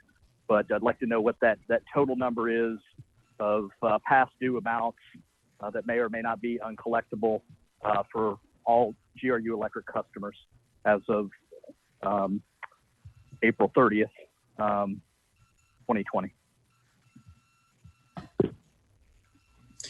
All right, thank you. Yeah, I don't know if we're going to have that at our fingertips because these reports ended March 31 and the decision to suspend those collections or late fees happened just a few days before the end of the reporting period. But if Ms. Rasnick or Mr. Benton, if you happen to know the answer, fantastic, or we can follow up with Mr. Scott and get him the answer at a later date if you want to put a finer point on it. I actually can find that dollar amount while we're going through the next item. So if that's okay with everybody, it's going to take me a couple of minutes, but I do have it. Okay, before we adjourn, we'll get that, or if we have to adjourn before that, then we'll reach out to Mr. Scott specifically and get him that information. Okay, so Commissioner Ward, without objection, will forward the quarterly reports 191, 225, 226, and 227 to the City Commission with a recommendation to accept. Okay, our last item is the second quarter amendment for general government. So that's the period ending March 31st, 2020 for the general government financial and operating plan budget. Who do we have for this? Ms. Wilson? Actually, Karen Fiore, can you hear me? I can hear you, yes. Okay. It would be better that I do not share my screen because I am losing connection every 2 seconds. So if the clerk could share the amendatory with you, and I will just say turn page. Sure.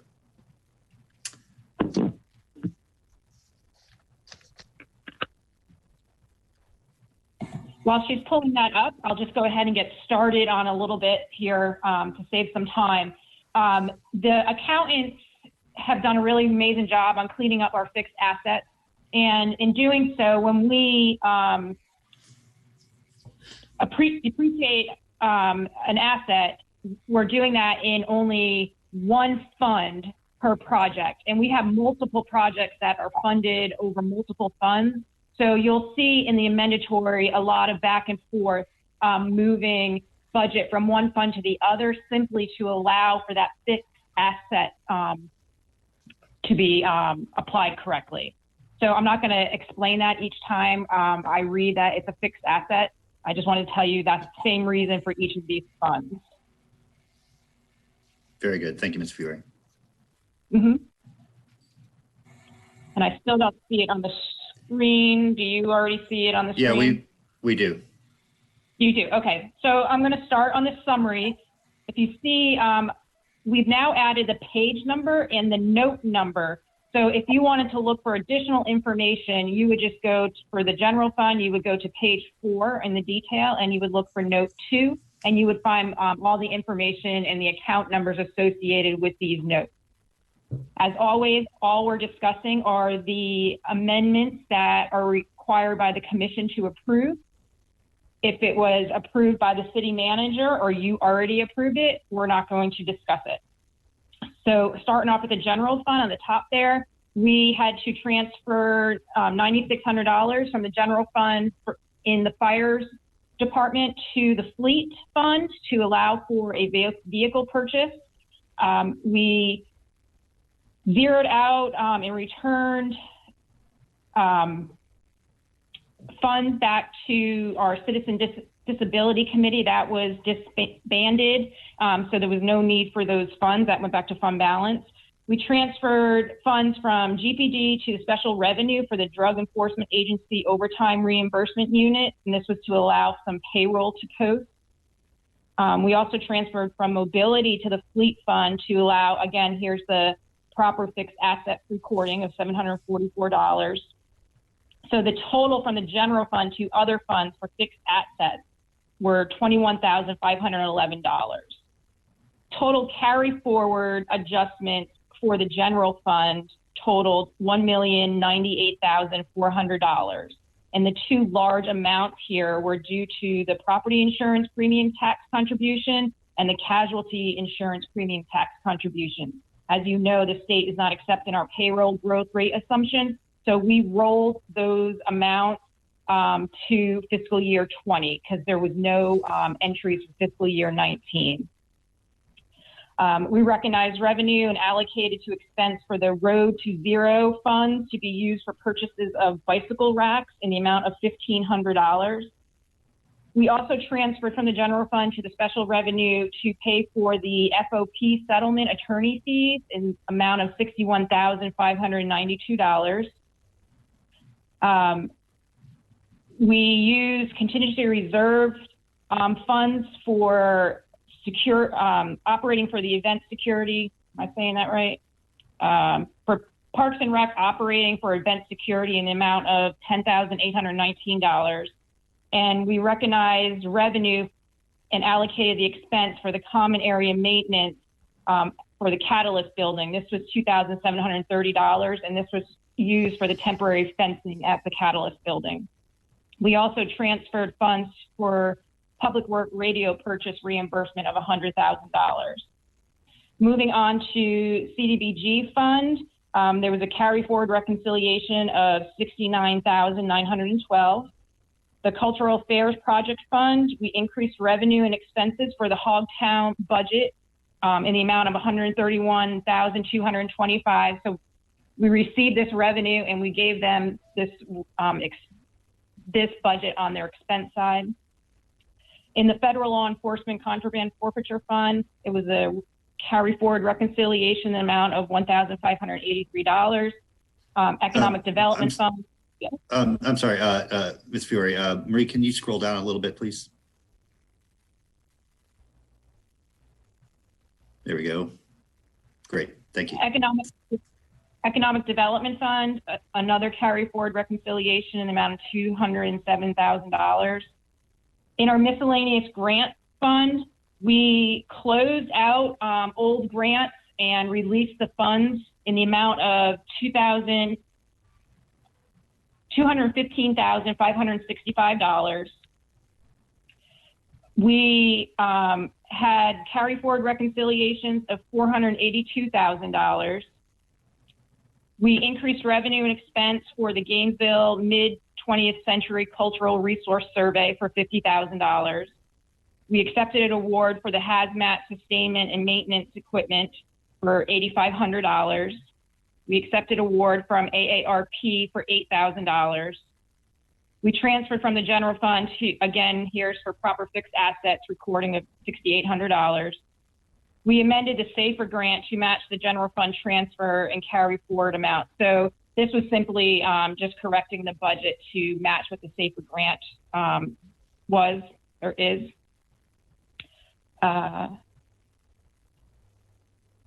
Moving on to Transportation Concurrency Area Fund, we established $451,755 worth of mobility program area units. I won't read what each one of those are, but they're listed by name there. Wastewater surcharge and the SHIP fund. This was correction of carry forwards in the total amount of $429,165. If you move on to the next page,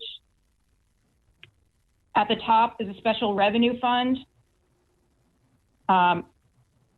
Here we allocated revenue that we received in total amount of $22,579, and that was for Operation Care, car seat safety, city, United States Marshal Services, and GPD Police Explorers. We had carry forward reconciliation of $71,893. We transferred to close out some old units in this fund for the amount of $20,862. That was for Marshal Service Dirty Dig and Crime Drug Enforcement Task Force. And we transferred funds from the general fund to this fund, again, for the FOP settlement attorney fees. Tree mitigation fund was a carry forward reconciliation of $2,100. Contingency reserve, here we transferred from Parks and Rec for the security, that was the other side, for $10,819. The general capital project fund, we had a carry forward reconciliation of a little over 14,000. The other side of the radio purchases for $20,528. And we transferred funds from the Layton Army Reserve Building Repair Unit to facility maintenance, which moved to Fund 351 in the amount of $7,000. The green space acquisition, we used fund balance for the Dignity Second Generation Property Appraisal in the amount of $2,400. In our 2002 Capital Project Fund, we had a carry forward reconciliation of $50,000, and we also zeroed out an old budget line for 6 cents. The CURB of 2005, carry forward reconciliation of $65,000. Our Campus Development Agreement Project Fund, again, a carry forward reconciliation of $81,000. And here we use $15,000 of fund balance in this fund for the Food Community Foundation. The additional 5 cents LOGT. So, and I actually forgot to mention this under general fund. So the general fund has given this fund a loan in the amount of $2,185. And the reason for this is that this fund has been over appropriated, and we do not want it to run in the negative. When our funds run in the negative, then they end up owing the general fund additional fees. So, and we don't want any of these projects to come to a halt. So these are projects that are already in the hopper, and we just need to make sure that the funding's there so that they continue. And we've set up a payment plan from this fund back to the general fund over a 2-year period, I believe it is. Also had a carry forward reconciliation of $315. The CURB of 2010, carry forward reconciliation, $11,000. Facility maintenance, our recurring fund, carry forward reconciliation, $10,000. And we transferred to the facility maintenance of $7,000. The last item there, equipment replacement fund, we closed out some completed projects in the amount of $202,000. If you move on to page 3, at the top, roadway resurfacing program carry and our current of 2016, which is the 5 cents gas tax fund. Those are both carry forward reconciliations. Our wild spaces public places fund, 1.4 million of projects. These actually you've already approved with agenda number 170389 on 10/17/19. They shouldn't be listed here. They have been already approved by you. Again, that's a total of $1,400,000. They had a carry forward reconciliation of $28,000. They transferred from the special revenue for a Quinn Jones project of $4,900. And from the Gainesville CRA for A. Quinn Jones as well for $85,000. So this is cleaning up accounts, allowing Wild Spaces to be able to do projects at A. Quinn Jones. The Wild Spaces Public Places joint project with the county fund. Here, when we adopted our fiscal year 20 budget, we had some projects in the amount of $1,075,000, and the department did not want to allocate that. It was done in error, so we just released those funds back to fund balance. The current of 2020, here's the transfer for the radio purchase equipment. So the budget was sitting here, and we transferred it to the other funds for the radio equipment for public works. Stormwater management utility carry forward reconciliation, and the other side of the radio purchase reimbursement. And we had a fixed asset recording there as well. Stormwater management carry forward reconciliation in the amount of $396. Solid waste fund, we closed out the work crew, inmate work crew unit. So we released these funds back to fund balance that was no longer needed. Our RTS fund had a reconciliation, carry forward reconciliation of $305,000. And we also zeroed out some personnel services and returned back to fund balance that was not needed for $111,000. Our fleet, we already talked about the fire and the totaled vehicle in the amount of $29,000 was used for fund balance in our fleet fund. Fixed assets in a little over $14,000. Our technology fund, we transferred some positions from the general fund to the IT fund in the amount of $107,000. We had a carry forward reconciliation in the amount of $165,000. Our Evergreen Cemetery, the Evergreen Cemetery years ago had a loan with the city. It was paid off about a year and a half ago. So we had to reduce the transfer from to the general fund. So we reduced this transfer by $2,100. The CRA old TIP accounts, Fund 610, which is downtown redevelopment, 5th Ave, Pleasant Street, and College Park. They reallocated some of their funding for ED finance programs, and they also had reconciliations, carry forwards done. And if you go to the last page, Arts and Public Places had a carry forward reconciliation of $250.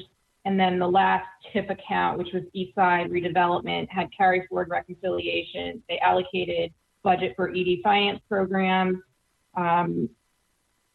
as well as Eastside Project professional services, and they had to pay the Southern Charm property tax, so they reallocated funding for that. Sorry if that was really quick. I was trying my best. And I'm done. Okay, thank you, Ms. Fiore. Commissioner Ward, do you have any questions about the amendatory resolution? Anybody else from staff have anything they want to? Yes, Ms. Rasnick. Oh, I apologize. I have the answer. I apologize. I didn't mean to jump in the middle of that. Okay, I'll come back to you for that. Anybody else have any questions about the amendatory budget? Okay, so Commissioner Ward, we will recommend to the full City Commission to adopt the amendatory budget resolution. Larry, do you have anybody on the line? Yes, sir. Brief comment from Mr. Scott on this item. Go ahead, sir. Yes, Mayor Poe, Nathan Scott, thank you for giving me the privilege to speak ever so briefly after the long presentation. I am concerned about the approximately $62,000 FOP settlement. I think that's a textbook example of poor management by the City Commission, where you guys chose to use our taxpayer dollars to fight the police union, lost every step of the way, and now we're having to fund $62,000 in attorney's fees. And I just think that's unacceptable. And I think you guys need to readdress your approach to labor relations and honor the dedicated police officers that put their life at risk every day. But the fact that we had to spend $62,000 of taxpayer money is just unacceptable, and you guys should be ashamed of yourself for that. Thank you. Ms. Rasnick, do you have the answer for Mr. Scott while he's on the line? Yeah, so for residential, 61 to 365 days. When we started tracking it, we pulled the data as of April 1st. So that was 1.2 million. When we pulled it on May 1st, it was just under 1.7 million. So almost 500,000. These are on receivable balances of $30 million. So it's a slight shift up in those aging categories. Okay, thank you, Ms. Resnick. You're welcome.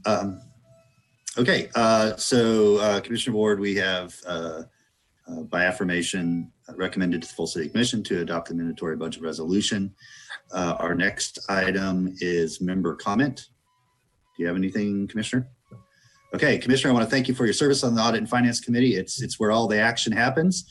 We're the hot ticket in town, and I know that you're going to miss us. And I know that you'll also be there in support of and assist our next pro tem and next member of this committee, however you can. And so thank you very much for taking the time. People, I don't think always know when they become pro tem what the added responsibilities actually mean, and they are significant and they are important. So really do appreciate your help on this committee for the last year. Thank you. Yeah, thank you. Okay, so that is the end of our business today. I want to invite everybody to join us tomorrow at, is it noon or 1, Madam Clerk, the swearing-in ceremony, the virtual swearing-in ceremony? Or ceremony is at noon. Okay, so you can join us virtually to welcome our newest member of the City Commission, Reina Sacco, and also our 2 returning commissioners who got reelected, Commissioner Ward and Commissioner Ariola, for a virtual swearing in, and then we'll have a regular City Commission meeting tomorrow evening starting at 5 p.m. Thank you all for joining us, and with that, our meeting is adjourned. Thank you.